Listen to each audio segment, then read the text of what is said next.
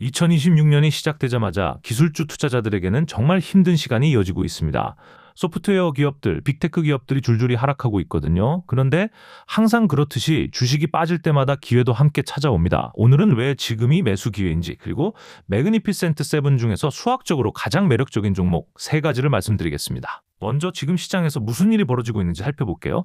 S&P 500 지수 자체는 올해 들어서 사실 보합 수준이에요. 거의 빠지지 않았습니다. 근데 많은 투자자들의 포트폴리오는 10%에서 15%까지 하락하고 있죠. 왜 이런 일이 벌어지냐면 이 돈이 시장에서 빠져나간 게 아니라 자금이 이동하고 있는 겁니다. 기술주에서 빠져나가는 돈이 다른 섹터로 흘러가고 있는 거예요. 재밌는 예시 하나 보여드릴게요. S&P 글로벌과 월마트를 비교해보면요. 2021년에는 S&P 글로벌이 월마트보다 훨씬 높은 PER로 거래됐습니다. 더 빠르게 성장하고 더 넓은 해자를 가진 기업으로 평가받았거든요. 소매업은 경쟁이 치열하기로 유명하잖아요. 그런데 지금은 완전히 뒤집혔어요. 월마트의 트레일링 PER이 54인 반면 S&P 글로벌은 28입니다. 선행 PER 기준으로 보면 월마트가 43이고 S&P 글로벌은 고작 21이에요. 투자자들이 S&P 글로벌 같은 성장주를 팔아서 월마트 같은 안전자산에 돈을 넣고 있는 겁니다. 그러면 왜 투자자들이 이렇게 기술주와 소프트웨어 기업들을 팔고 있을까요? 한마디로 AI 공포 때문입니다. 매일같이 바이럴 기사가 쏟아지고 있어요. 소프트웨어 기업들 다 망한다. AI가 모든 걸 대체한다. 당신이 쓰는 도구는 더 이상 필요 없다는 식의 기사가요. 최근에 엄청나게 퍼진 기사 하나는 수백만 뷰를 기록했고 투자 커뮤니티 전체에 공유됐습니다. 헤지펀드 매니저들, 블룸버그 터미널 앞에 앉은 사람들, 엄청난 자금을 움직이는 사람들이 이런 기사를 읽고 있다는 거죠. 그리고 또 하나, 니콜라스라는 사람이 쓴 버티컬 소프트웨어 아위쿡드라는 기사가 200만 뷰를 넘기며 소셜미디어 전체에 퍼졌습니다. 이런 기사들이 주가에 영향을 미치고 있다고 저는 확신합니다. 심리가 완전히 바뀌고 있어요. 근데 실제로 시장에서 박살나고 있는 기업들의 펀더멘털을 보면요. 마진은 오히려 올라가고 있고 고객을 계속 확보하고 있고 가격 결정력도 여전합니다. 펀더멘털이 공포를 정당화하지 못하는 경우가 많다는 얘기예요. 그래서 오늘 가장 중요한 질문을 던져보겠습니다. AI가 정말 소프트웨어를 죽일 수 있을까요? 이에 대한 강력한 반론이 나오기 시작했습니다. 가장 큰 주장부터 살펴볼게요. AI 악세론자들이 하는 말 중 하나가 더 이상 사용자 인터페이스가 필요 없다는 겁니다. 텍스트 박스 하나면 모든 걸 할 수 있다는 거죠. 회사에 출근해서 텍스트 프롬프트만 입력하면 원하는 정보를 다 얻을 수 있다. 이런 주장이에요. 듣기에는 그럴듯하죠. 그런데 현실은 다릅니다. 전문가용 워크플로우를 생각해보세요. 모델링 소프트웨어, 영상 편집 도구 같은 것들이요. 키보드 단축키를 아는 것 자체가 업무 능력의 일부인 도구들이 있거든요. 이런 걸 텍스트 박스로 대체할 수는 없어요.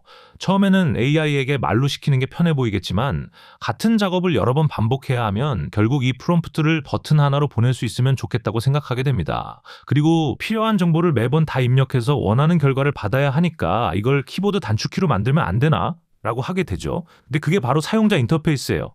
간단한 예를 들어볼게요. 여러분이 관심 종목의 오늘 주가를 확인하고 싶다고 해보세요.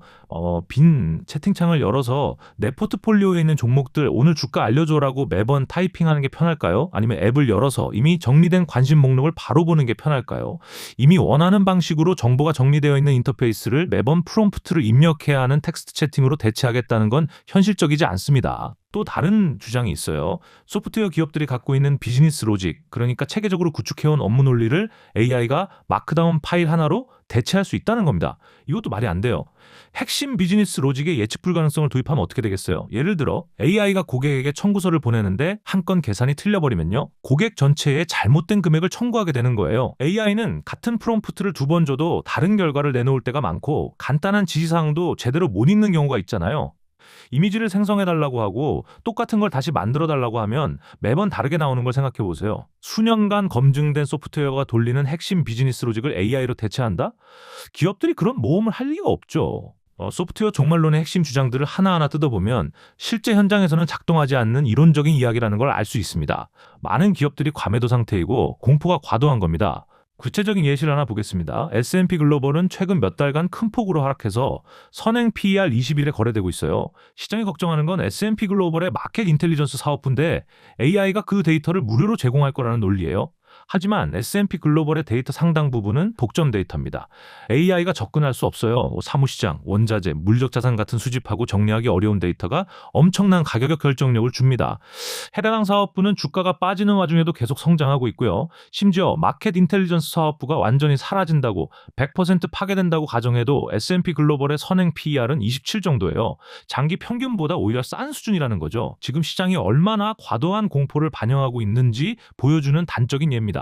이제 매그니피센트 7 이야기를 보겠습니다. 매그 7도 같은 이유로 크게 빠졌어요. AI 투자에 너무 많은 돈을 쓴다는 우려도 있고요.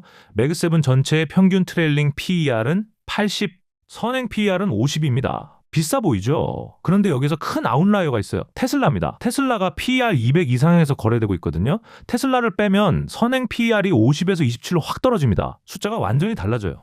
여기서 더 나아가서 애플, 엔비디아, 테슬라를 빼고 빅4테크 기업만 보면 어떨까요? 아마존, 마이크로소프트, 구글, 메타. 이 네 기업의 PER은 수년 내 최저 수준입니다.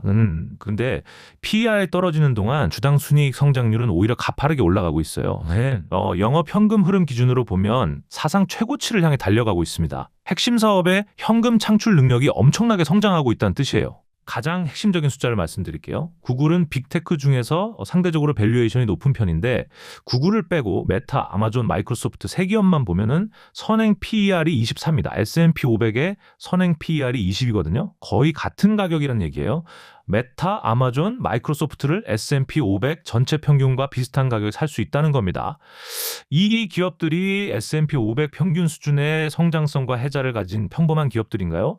절대 아니죠. 이 기업들이 지수를 끌어올리는 주역이에요. 역사적으로 이익 성장이 훨씬 빠르고 현금 흐름 성장도 훨씬 빠르고 사상 최대 순이익과 현금 흐름을 기록하고 있습니다. 소프트웨어 기업이 무섭고 빅테크의 자본 지출이 걱정되는 건 이해합니다. 하지만 역사를 보면 큰 내러티브가 시장을 지배하면서 우량 기업들이 52주 신저가에 수년 내 최저 밸류에이션에 펀더멘털은 멀쩡한데도 팔려나갈 때 대부분의 경우 그게 바로 매수 기회였습니다. 저는 지금 많은 기업들이 다시 한번 매수 기회가 됐다고 생각합니다. 한 가지 더 말씀드릴 뉴스가 있습니다. 골드만삭스가 AI 패배자 리스트를 발표했는데 그중에 듀오링고가 포함되어 있었어요. 매도 의견을 냈습니다. 그런데 재미있는 사실이 있어요. 골드만삭스는 2022년 6월 10일에 넷플릭스에도 매도 의견을 냈었거든요. 그 이후로 넷플릭스는 320% 올랐습니다. QQQ 대비 약 3배 수익률이에요. 더 놀라운 건 그 매도 의견이 나온 시점이 넷플릭스 주가 바닥에서 겨우 5%에서 10% 위였다는 겁니다. 거의 정확히 바닥을 찍은 거예요. 듀오링고에 대해서도 한번 살펴보겠습니다. 일부에서는 니치 상품이라고 하는데요. 현재 전 세계적으로 15억 명이 영어를 배우고 있습니다. 영어는 비즈니스, 항공, 코딩의 언어예요.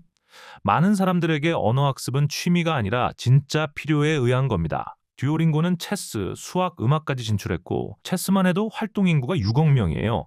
숫자를 보면 주가가 80% 빠진 상태에서 모든 지표가 우상향입니다. 일간 활성 사용자 5천만 명, 유료 구독자는 2020년 110만 명에서 1150만 명으로 945% 성장했어요.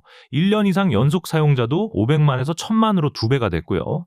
넷플릭스는 골드만삭스 매도 시점에 6개월 연속 구독자가 줄고 있었지만 듀오링고는 줄어든 적이 한 번도 없습니다. 핵심은 이런 대형 증권사들이 주가가 70% 이상 폭락한 뒤에야 매도 의견을 내는 패턴이 반복된다는 거예요. 이번에도 세일즈포스와 어도비까지 주가가 박살난 이후에 매도를 외쳤습니다. 넷플릭스 때와 정확히 같은 패턴이에요. 정리하자면 지금 시장의 공포는 과도합니다. 소프트웨어 기업들의 펀더멘털은 건재하고 매그7 중 핵심 기업들의 밸류에이션은 역사적으로 매력적인 수준입니다. 매번 큰 매도세가 나올 때마다 두려운 건 당연하지만 역사적으로 이런 시기가 바로 기회였습니다. 공포에 휩쓸리지 말고 숫자를 보시기 바랍니다.